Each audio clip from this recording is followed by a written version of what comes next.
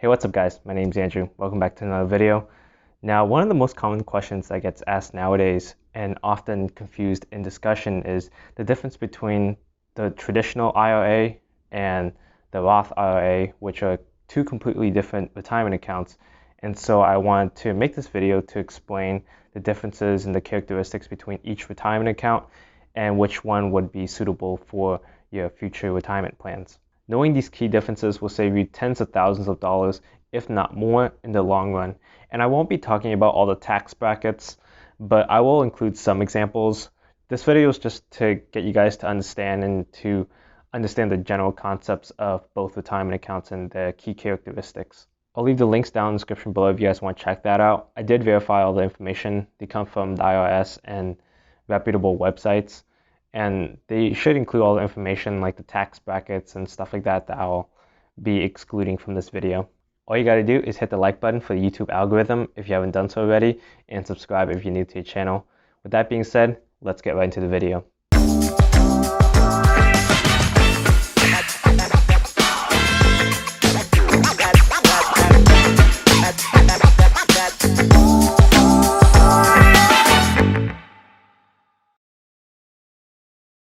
First up, we have the traditional IRA account established in 1974 under the Employee Retirement Security Act by this guy, which allowed individuals and families to contribute pre-tax income into the retirement account. Oh yeah, and this guy looks like Warren Buffett, and this other guy looks like Jeff Bezos. A little over 20 years later, the Roth IRA was established by Senator William Roth via the Taxpayer Relief Act of 1997, making it one of the biggest tax reforms of our generation.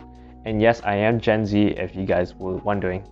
And this account made it so Americans could contribute after-tax income into this new retirement account. This means the traditional retirement account defers its taxes, allowing the individual to pay taxes down the line because the contributions into the retirement account are going to be pre-taxed. This is beneficial for nearby tax benefits since the money contributions are going to be considered tax deduction. For example, if you made $45,000 and then you contribute $6,000 of pre-tax income into your traditional retirement account, then you will be knocked down into a low tax bracket. And for the next filing season, you will only have to pay taxes on $39,000. The Roth retirement account, on the other hand, won't have any tax deductions since its contributions are going to be after-tax income. However, it is a tax-free account. In 2019, if you were 70.5 years old or older, then you couldn't contribute into the traditional retirement account. But in 2020, they changed that up a little bit, so you can contribute regardless of what age. And for the Roth IRA account, you can contribute into that account regardless of what age. Unless you're under 18, then that might be a bit of a problem. For eligibility, it doesn't really matter how much money you make. You will be able to contribute into a traditional retirement account. And if you're filing taxes as a single person, you can file a tax deduction up to the amount of your contribution, which means you basically get the full tax deduction. For the Roth retirement account, there is a certain income threshold you have to fall into in order to be eligible. If you're making under $122,000 a year, modified adjusted gross income, then you will be able to contribute the full amount, which is $6,000. And if you're making anything between $122,000 and $137,000, then you will be able to contribute a partial amount. As it increases, your partial contribution will decrease. And anything above $130,000, you won't be able to contribute into the Roth IRA account. However, you can perform a backdoor Roth IRA if you're not eligible to contribute into the Roth IRA account. So you can just put that money into the traditional retirement account, convert that into the Roth IRA account, and then pay some upfront taxes. And it kind of sounds like some secret rich person club that only rich people would know about. But anyways, like I said previously in the intro, I want to keep this concise. That's why I didn't include all the tax bracket information and the backdoor Roth retirement account. But I will leave it down in the description below if you guys are in that circumstance or if you guys need any more information about that. Contribution limits are going to be the same for both accounts. $6,000 is the maximum contribution limit per year, and $7,000 if you're above 50. And as previously mentioned, for the Roth IRA account, if you make over $122,000 but under $137,000, then you can only contribute a partial amount. And if you make over $137,000, then you're not eligible. In order to meet the withdrawal requirements for the traditional retirement account, you need to be only above 59.5 years old, and upon withdrawing your assets, you will have to pay taxes on that since it is a pre-taxed account.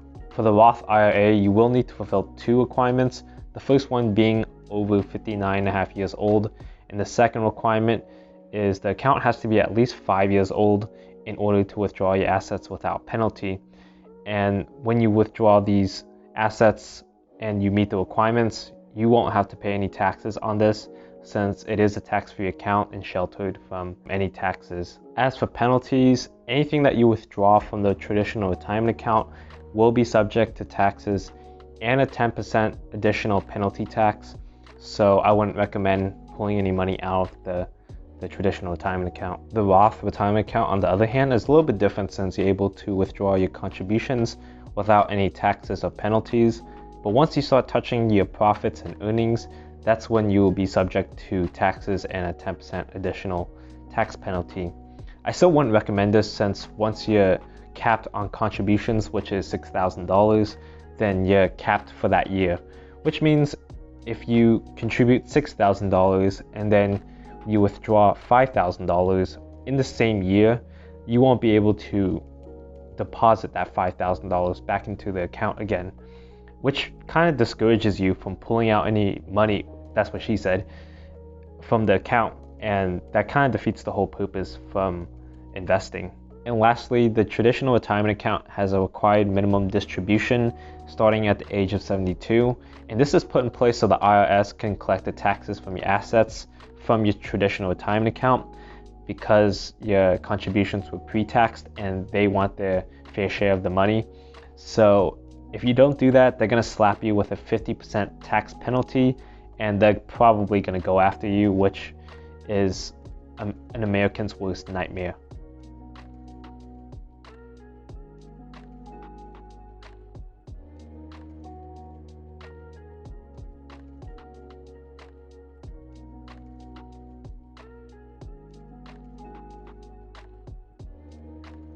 In 2020, the CARES Act was passed due to the illness, and this allows Americans to withdraw $100,000 from their retirement accounts under the age of 59.5 years old without being penalized. And this is one of the requirements in order to not be penalized. But due to the illness and the CARES Act, it's an exception. But I felt like it was a piece of information that needed to be included since it's pretty crucial during this day and age. Again, I'm not going to go into all the details, but if you guys need that information, I'm going to leave it down in the description. It is from the official IRS website, so everything should be factually correct.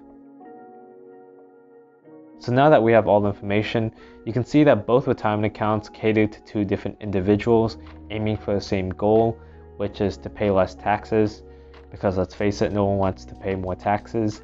So for traditional retirement accounts, this is for someone who wants to take advantage of the tax deductions and to defer their taxes for the future. And this is perfect for someone who's going to be in the same tax bracket or lower when they retire, which basically means they pay less taxes when they withdraw the assets. The Roth retirement account, on the other hand, is going to be tax-free.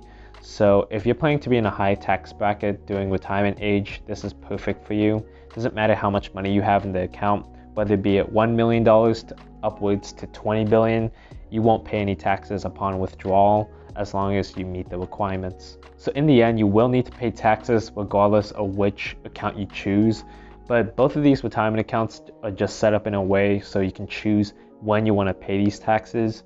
However, needless to say, both of these accounts will save you tens of thousands of dollars depending on your future plans and if you choose the right one or not. And that concludes the differences between the retirement accounts. Links are down in the description below if you guys want to check all the information that I didn't cover in this video.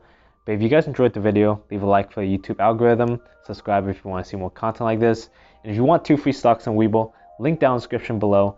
Sign up, create an account, and deposit $100 and you get 2 free stocks valued up to $1,400. and I'll see you guys in the next video.